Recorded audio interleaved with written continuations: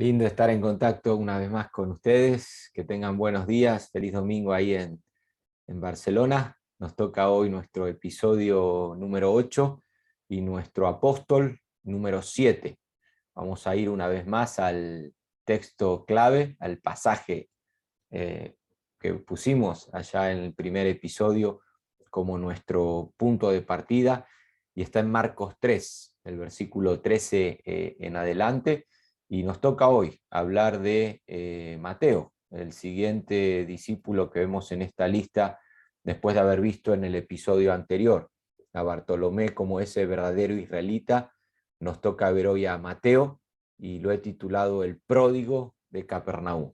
Vamos a estar haciendo referencia a esa palabra pródigo, que literalmente significa derrochador, y en la segunda parte de este estudio, de este sermón, de esta charla que quiero tener con ustedes, estaremos hablando de ese pródigo que aparece en el Evangelio de Lucas capítulo 15, el famoso hijo pródigo. Vamos a estar haciendo referencia también en el día de hoy a esa parábola. Por lo tanto, Mateo, el pródigo de Capernaum.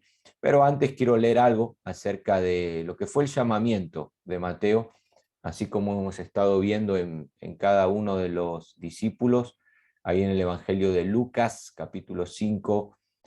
Vamos a leer del versículo 27 en adelante. Vamos a tomar este texto hoy como nuestro punto de partida también, y poder darle una característica y cerrar esta enseñanza identificándonos con este pródigo, pero también entendiendo algunos principios que quiero ir rescatando a medida que vayamos avanzando. Entonces, dice Lucas capítulo 5, verso 27, que después de estas cosas salió, hablando de Jesús, y vio a un publicano llamado Leví. Vamos a estar explicando qué es un publicano.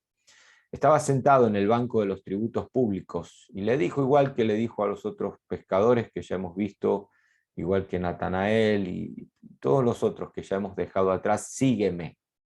Recordamos una vez más que Jesús nunca le decía a sus discípulos: acéptame, reconóceme. El llamado era a seguirlo de una manera incondicional, y una vez más vemos en Mateo algo similar a lo que vimos en los otros. Verso 28, dejándolo todo se levantó y le siguió.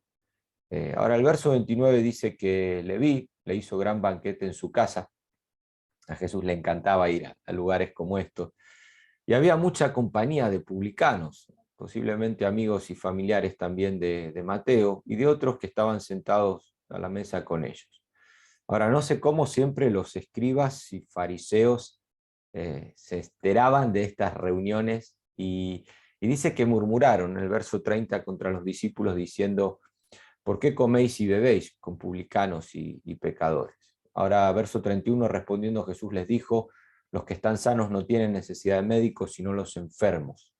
No he venido a llamar a justos, sino a pecadores, al arrepentimiento.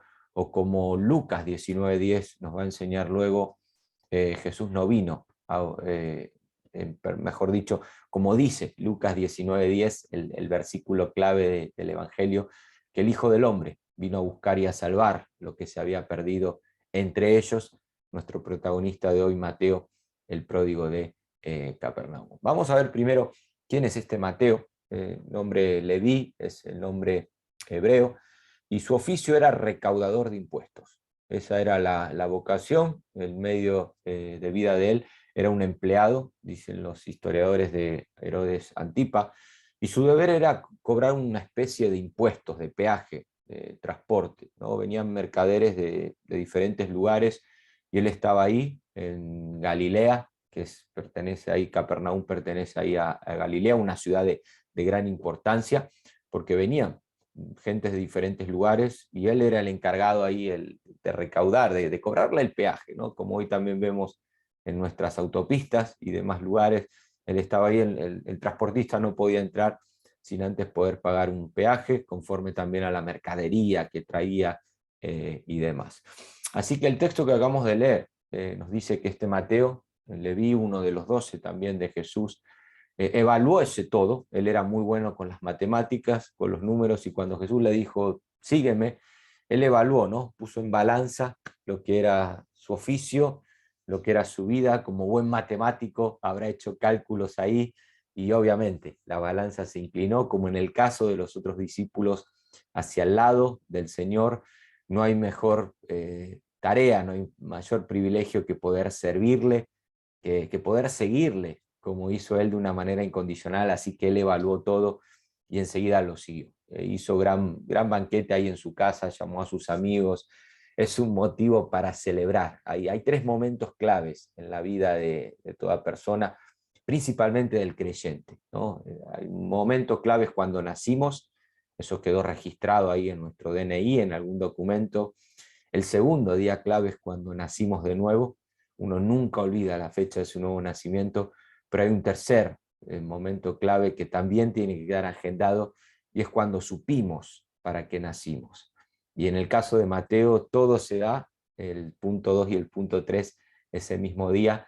Él nació de nuevo, como vamos a estar viendo hoy al final. El poder del Evangelio llegó a él para poder liberarlo y seguir a Jesús de una manera incondicional, pero también ya era parte, pasó a ser parte de los 12 con una función, con una tarea por delante. Él supo que había nacido para eso, y eso era motivo para celebrar. Ahora, ¿qué sucede? El versículo 30 que vamos a leer, vemos una vez más a los fariseos y escribas, ¿no? Los escribas eran los que interpretaban la ley, los que hacían su interpretación de la ley, y los fariseos eran aquellos que luego la transmitían al pueblo. Y la característica que vemos siempre alrededor, en cuanto ellos estaban cerca de Jesús, siempre buscaban la manera de poder encontrarlo para murmurar, a ver qué defecto podemos encontrarlo, y principalmente cuando se trata de publicanos, porque los publicanos eran vistos, no solo para los fariseos, sino para cualquier israelita, eran vistos como traidores, ya que eran judíos que se habían puesto al servicio de Roma para cobrar impuestos. Es decir, los mismos israelitas tenían que pagar impuestos por vivir en su propia tierra a gente extranjera, como eran los romanos, ¿no? Yo siempre imagino, es como si algún día los musulmanes conquistan España y de repente un español tiene que pagar un impuesto a un musulmán, y el que cobra el impuesto es un andaluz, a lo mejor, ¿no? ¿Quién miraría con buenos ojos a lo que es, a lo que es no solo ese andaluz, sino los andaluces en general, por cobrar a los españoles impuestos por vivir en su propia tierra? Y esos impuestos terminaban en lo que era el imperio romano. Pero no solamente eran mal vistos por esos, sino también tenían fama de ladrones. Siempre entre impuesto e impuesto, como ellos estaban muy relacionados estrechamente a la política, alguna moneda siempre se le quedaba entre los dedos, ¿no? Y claro, es como cuando nos toca votar hoy. Bueno, ¿a quién votamos? Al político que menos robe. Y ellos, al estar vinculados ahí, relacionados con ellos, recuerden Zaqueo, ¿no? Zaqueo le dijo: Señor, yo, una vez que se arrepintió, voy a devolver por cuadruplicado. He robado durante toda mi vida como buen publicano. Así que no solamente eran vistos como traidores, sino también como ladrones, y se ponían al mismo nivel, o lo ponían al mismo nivel que un gentil. Es decir, que una persona que no había sido parte del pacto que Dios había hecho con su pueblo, se le prohibía la entrada a las sinagogas. Recuerden la famosa enseñanza de Mateo 18, cuando Jesús dice: si un hermano peca contra ti, ve y háblalo con él; si no te hace caso, llama a 2 o 3 testigos; si no hace caso, comunícalo a la iglesia; y si aún así no se arrepiente, tenle por un gentil y publicano, ¿no? Parecen ser como palabras sinónimas. No se les permitía la entrada a la sinagoga, sí al templo, porque el templo era al final propiedad de Roma, pero ellos no podían tener una vinculación a lo que era el pueblo de Israel, y por lo tanto se dejaban estar y vivían impíamente como cualquier pecador, como cualquier gentil. Por lo tanto, vemos que en lugar de haber gozo y alegría por parte de aquel pueblo religioso, al ver un pecador ahora arrepentido poder seguir a Jesús, o viéndolo seguir a Jesús y sirviéndole de una manera incondicional, en lugar de haber alegría y gozo, lo que hubo fue murmuración. Ahora, ¿cómo responde Jesús ante esta reacción religiosa de los fariseos? Sabemos que Jesús nunca, o generalmente no respondía siempre de la misma manera, ¿no? Había veces que Jesús respondía con fuertes palabras ante esta actitud religiosa, sepulcros blanqueados, o sea, por dentro eran los sepulcros que pintaban de blanco, pero por dentro el sepulcro seguía oliendo a muerto, ¿no? Y así los identificó, los etiquetó Jesús, a los fariseos, a los escribas, a los ancianos, ¿no? Otras veces los trataba de hipócritas, otras veces vemos que Jesús había indiferencia, pasaba de ellos y él seguía a lo suyo, pero en más de una ocasión Jesús, en medio de este contexto de murmuración y crítica, contaba parábolas. La palabra parábola significa colocar al lado, ¿no? Es decir, Jesús contaba una historia de la vida real, cotidiana, un suceso, un evento, una experiencia, y al lado de esa experiencia, de ese suceso o esa historia, colocaba una enseñanza, ¿no? Y en Lucas 15, yo quiero que, si tienen la oportunidad de tener la Biblia ahí, no quiero irme de pantalla porque creo que es algo muy conocido también para todos. Jesús cuenta una parábola que divide en tres historias, ¿no? Todos conocemos que el contexto, al menos sí quiero compartirles el motivo de esa parábola dividida en tres historias, para que podamos ubicarnos en el contexto de que estamos hablando referente a Mateo, y por qué lo hemos llamado el pródigo de Capernaum. Pero Lucas 15, el motivo de esta parábola, que nosotros vamos a ver, te repito, dividida en tres historias y solamente nos vamos a detener en la tercera, vemos que se acercaban a Jesús todos los publicanos y pecadores para oírle, y sabemos que muchos de ellos se arrepentían, como en el caso de Mateo. Y los fariseos y los escribas, ahí los vemos otra vez, murmuraban diciendo, este a los pecadores recibe y con ellos come. Porque cada vez que se arrepentía un publicano, un pecador, hacían fiesta, invitaban a Jesús, o sea, aquello a lo que ellos se habían visto privados durante tanto tiempo, ¿no? Por el mismo pueblo que los veía como gentiles, como pecadores, como apartados y rechazados del pacto. Ahora ellos tenían la oportunidad de poder tener a Jesús delante, y era motivo de celebración, excepto para este grupo de fariseos. Y en ese contexto Jesús cuenta una parábola dividida en tres historias. Nosotros sabemos que esas tres historias es primero la oveja perdida, la segunda historia es la moneda perdida, y la tercera historia es el hijo perdido. Noten las analogías que hay, una historia con la otra, pero los grandes protagonistas de cada historia no es ni la oveja, ni la moneda, ni el hijo, ¿no? El gran protagonista en la primera historia es el pastor que sale a buscar a la oveja. A veces nosotros hacemos mucho hincapié en la oveja, pero el gran protagonista es el pastor que deja las 99 y va a buscar esta que se había perdido. En la segunda historia, la protagonista es la mujer que barre para poder encontrar la moneda. La protagonista no es la moneda, si era un dracma, si era del emperador, o qué insignia del emperador salía. No, la protagonista es la mujer. Y luego, en la del hijo pródigo, el protagonista es el padre. La historia comienza, había un padre que tenía dos hijos. Por lo tanto, en esa parábola, nosotros tenemos que identificarnos en el protagonista principal, que es el padre, aunque en un momento vamos a estar haciendo una analogía también con los dos hijos, pero la enseñanza central, tanto en una historia, la primera, segunda y tercera, tanto en la historia de la oveja, la moneda y el hijo, la enseñanza central es el gozo que hay en el cielo cuando se recupera aquello que se había perdido, ¿no? Yo tengo aquí, podemos verlo, por ejemplo, en Lucas 15:7, dice, os digo, una vez que termina de hablar de la oveja perdida, de ese pastor que salió en busca de esa oveja, el versículo 7 dice, os digo, acá está la enseñanza, que habrá más gozo en el cielo por un pecador que se arrepiente que por 99 justos que no necesitan de arrepentimiento.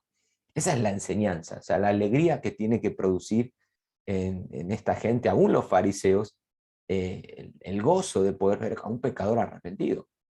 Jesús habla acá del cielo, ¿no? Que la alegría que hay en el cielo. Y luego en la de la moneda perdida, termina hablando aún del gozo de los propios ángeles en el cielo.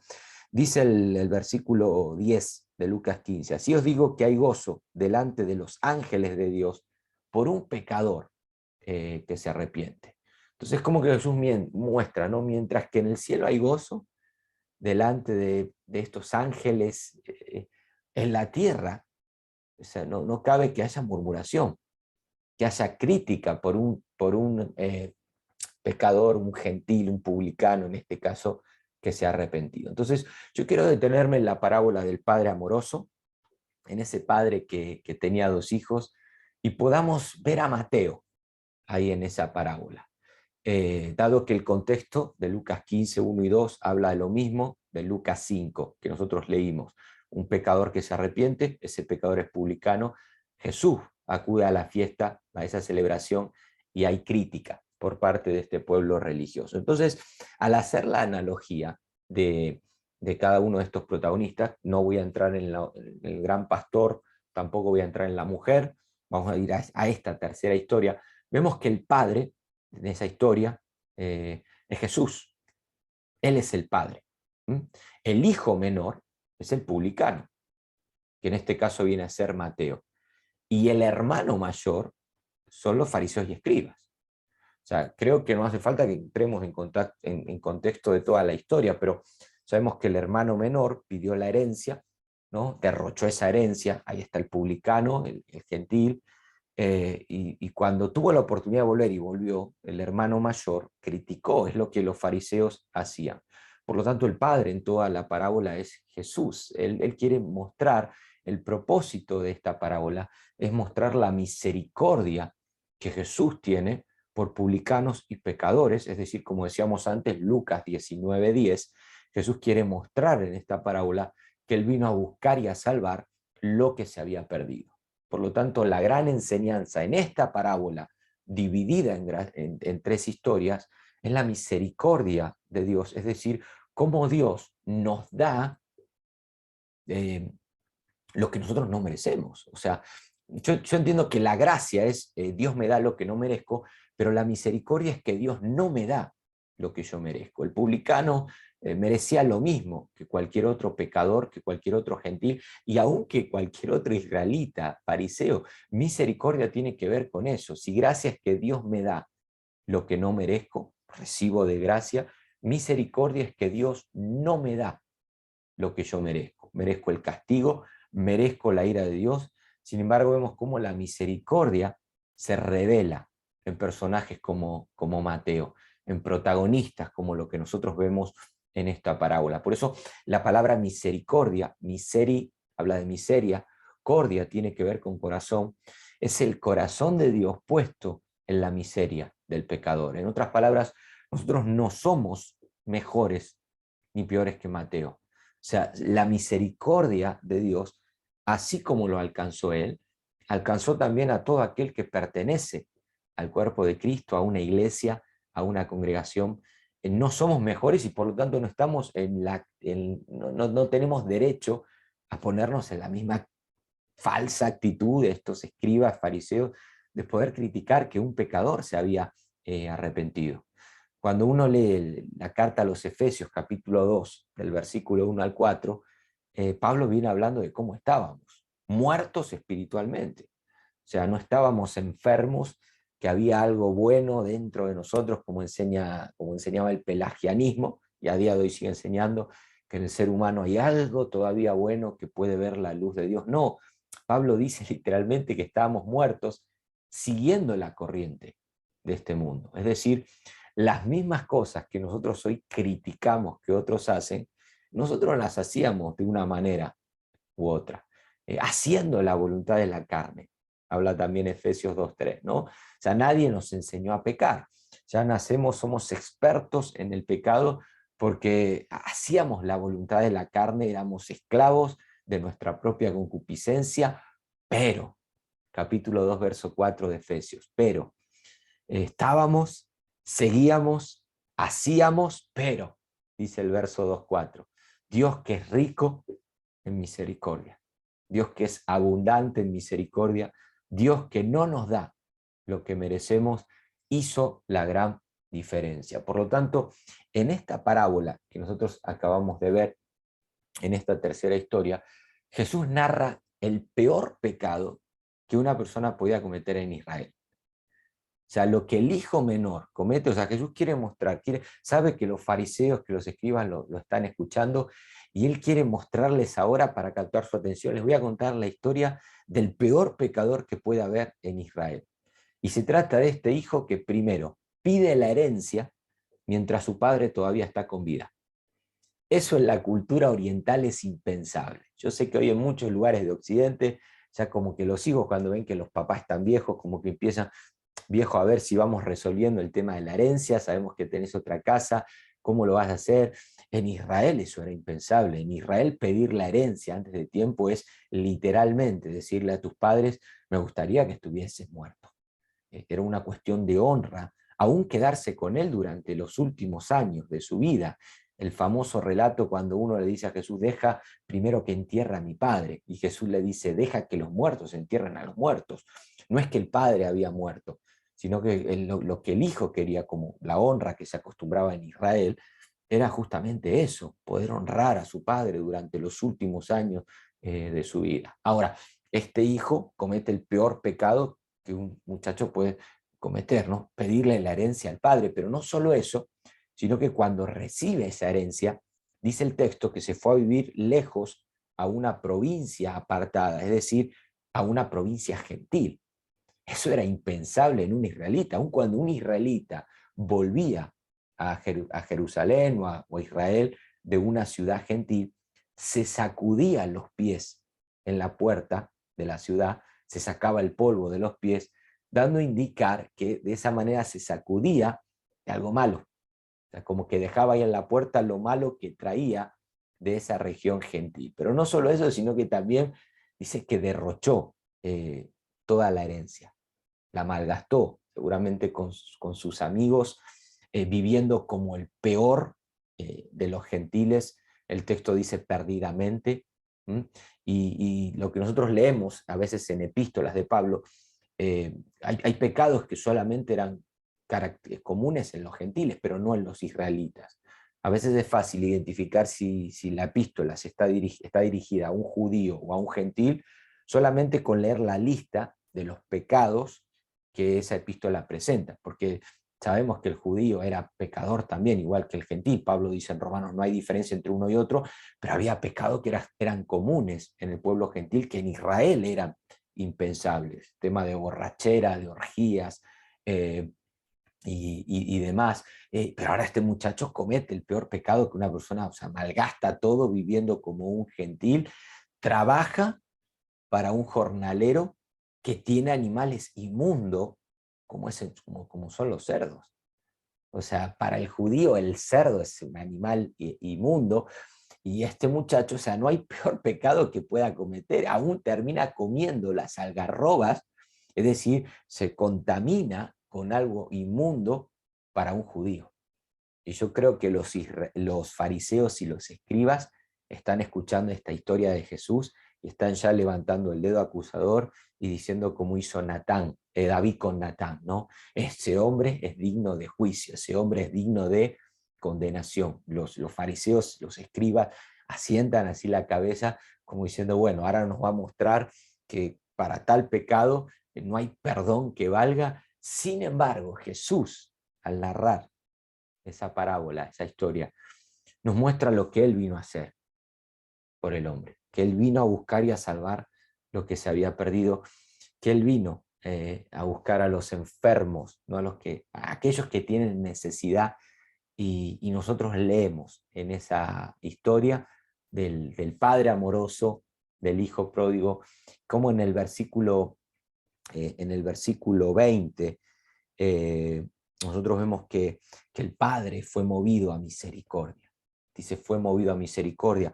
Esa palabra misericordia es una palabra que aparece en otros textos y siempre se aplica a Dios. Hay otras veces donde misericordia se aplica a otras personas, pero en ese texto cuando dice fue movido a misericordia, igual que en la parábola del buen samaritano, ¿no? Fue movido a misericordia. Es una palabra que solo se aplica a Dios, concretamente en los evangelios, a la persona de Jesús.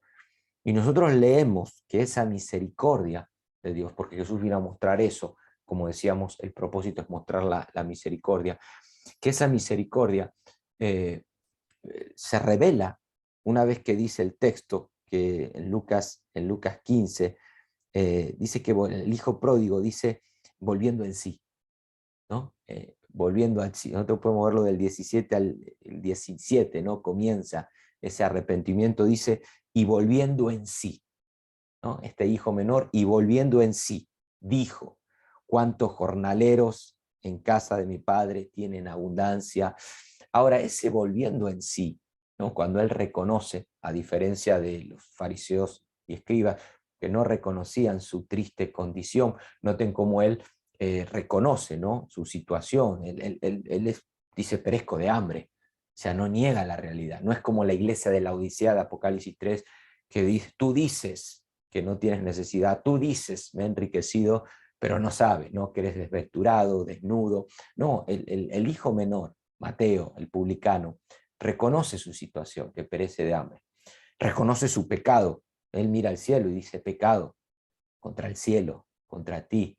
Y reconoce su triste condición. No soy digno de ser llamado tu hijo. O sea, ponme como uno de tus jornaleros. Ahora, cuando nosotros leemos ese volvió en sí, el texto no dice por qué volvió en sí, pero creo que una manera errónea de pensar es ver que el hijo pródigo, que el hermano menor, que Mateo, que cualquier publicano, volvió en sí al considerar la desgracia en la cual él estaba viviendo. Creo que es un error verlo desde ese punto, porque hay gente que sigue sumergida en su desgracia, pero no vuelve en sí. O sea, no recapacita. Sería un error pensar, a pesar de que en muchos casos sí, la desgracia cuando uno toca fondo a veces lo ha llevado a recapacitar y volver en sí, y recordar, ¿no?, lo que tuvo y demás. Pero en este caso creo que sería un error hacer una doctrina de que, claro, que reconocer que lo que nos falta, lo que no tenemos, eso nos va a hacer volver a Dios. No, para mí la clave está en el 20. Cuando dice que levantándose vino a su padre, y cuando estaba lejos, lo vio su padre, y fue movido a misericordia, y corrió, y se echó sobre su cuello y le besó. Yo creo que lo que hizo volver en sí es que su padre había salido a buscarlo. Noten cómo el texto dice, estando lejos. ¿Y por qué digo esto? Porque al final en la historia primera es el pastor que sale a buscar la oveja que se había perdido. En la historia segunda es la mujer que toma la iniciativa de comenzar a buscar la moneda. Y en esta historia lo que yo veo es que es el padre el que sale a buscarlo, y al salir a buscarlo ya nos está indicando que Jesús vino a buscar lo que se había perdido. O sea, lo que le hace volver en sí no es necesariamente reconocer su triste condición, ver su desgracia, sino que ya Dios tomó la iniciativa de salvarlo.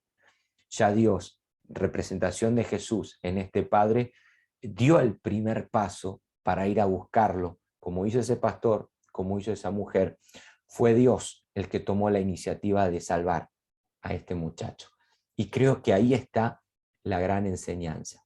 Por eso cuando leíamos en el versículo, en la segunda historia, ¿no?, de la mujer, que cuando un pecador se arrepiente, hay gozo en el cielo por parte de los ángeles. Yo estoy seguro que los ángeles no miran al pecador que se está arrepintiendo.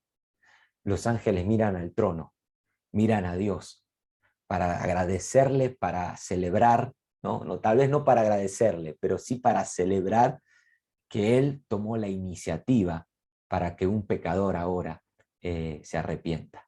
De esa manera Él vino a buscar y a salvar lo que se había perdido. Los ángeles miran al trono, aquel que lo salvó, y alaban, ¿no?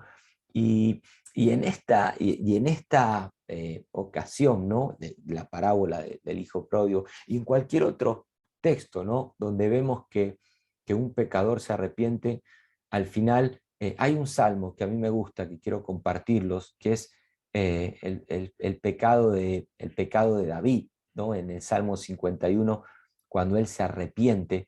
A ver si se los puedo compartir ahí en pantalla, porque vuelvo a repetir, a veces nosotros ponemos la mira en el pródigo, en la moneda, en la oveja, pero el gran protagonista es nuestro Señor, ¿no? La misericordia que Él tuvo.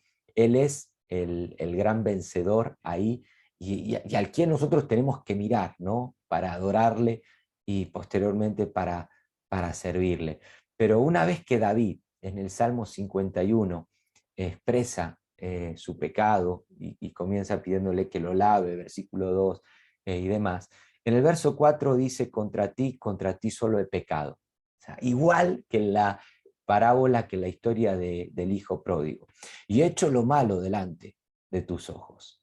Ahora, noten el para, cómo sigue, para que seas reconocido justo en tu palabra y tenido por puro en tu juicio. Para que seas reconocido justo, para que Dios sea reconocido justo en su palabra y tenido por puro en tu juicio. Es el mismo versículo final, esta segunda parte del Salmo 51, verso 4, es la que Pablo va a utilizar en la epístola a los Romanos, en el capítulo 3, cuando él habla de que la infidelidad del hombre no puede hacer nula la finalidad de Dios. Y lo que David nos está mostrando acá, lo que el Salmo nos está mostrando acá, es que David es testigo de esa fidelidad de Dios y que su pecado pone en relieve justamente esa fidelidad. Porque Dios, al perdonar al hombre, manifiesta su poder sobre el mal y su victoria sobre el pecado. Cada vez que un pecador se arrepiente es porque Dios tomó la iniciativa de ir a buscarlo, y de esa manera lo que este salmo nos está mostrando es justamente eso, que Dios al perdonar pone su poder por encima del mal, ¿no? Y muestra su victoria sobre el pecado.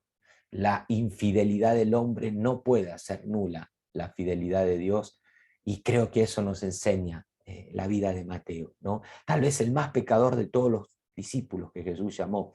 Luego vamos a estar hablando de un tal Simón el celote, pero esta era una persona que ni siquiera se le permitía la entrada a la sinagoga, y nos muestra cómo el evangelio es poder de Dios para salvación, cómo Dios toma la iniciativa y cómo ese evangelio libera al hombre ahora para que el hombre pueda creer y seguir a Jesús de una manera incondicional. Por eso dice Pablo, y ya para cerrar, el evangelio es poder de Dios para salvación a todo aquel que cree.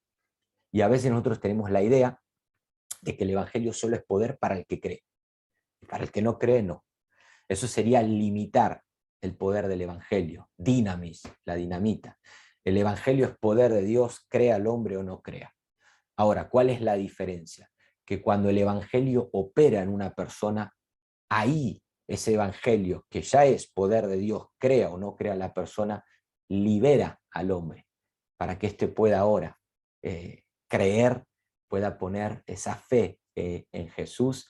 Y por lo tanto, lo que nosotros vemos en la vida de Mateo y en la vida de estos publicanos es cómo el evangelio fue esa dinamita que operó en ellos para que ellos puedan ahora proceder al arrepentimiento, y de esa manera no solamente gozo en el cielo por parte de los ángeles, sino también gozo en su vida y en los más cercanos, en todos aquellos que fueron parte de esa fiesta.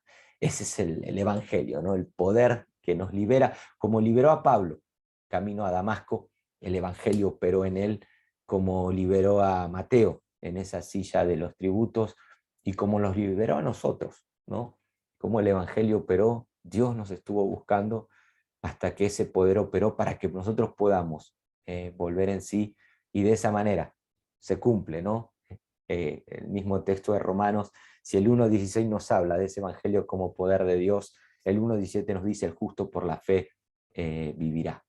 Una vez que el evangelio opera, la justicia de Dios, ya no la justicia por nuestras obras, sino la justicia de Dios, que es por la fe, opera en el ser humano para que él pueda vivir, para que él pueda servir a Dios. Entonces, como conclusión, ¿no? Nunca critiques o murmures el obrar de Dios. Nunca. Porque a veces Dios obra en contra de nuestros propios principios. Me gusta cuando Pablo dice en Filipenses 3:9 que él quiere ser hallado en él, en Cristo, no conforme a su justicia, sino a la justicia de Dios, que es por la fe. Cuando un pecador se arrepienta, miremos como esos ángeles al trono y gocémonos. Reconozcamos que hay un Dios, que hay un pastor que salvó a esa oveja, que hay una mujer que encontró esa moneda, pero que hay un padre que recibe ahora al hijo menor con esa alegría característica de Dios y de todo lo que tiene que ver con su reino. Cuando un pecador como Mateo, un publicano, el pródigo de Capernaum, que aún nosotros podamos ver nuestra propia vida y mirar al trono y agradecer lo que Él ha hecho por nosotros. Y que no se quede solamente en un gozo, en alabanza a Dios, sino también en un seguimiento incondicional, como lo fue en la vida de Mateo. Porque el Hijo del Hombre no vino a buscar, el Hijo del Hombre vino a buscar y a salvar lo que se había perdido. Y de eso que se había perdido, de esa oveja, de esa moneda, de ese hijo menor, yo levanto la mano como el apóstol Pablo y digo que de los pecadores soy el primero. Ojalá esta palabra pueda llegar a tu corazón, que puedas ver con más claridad lo que es la justicia de Dios reflejada, enseñada en la vida de un publicano de Capernaum llamado Mateo y en la vida de todos aquellos que hemos podido experimentar ese poder de Dios a través del Evangelio para poder ser liberados, creer y seguir a Jesús incondicionalmente.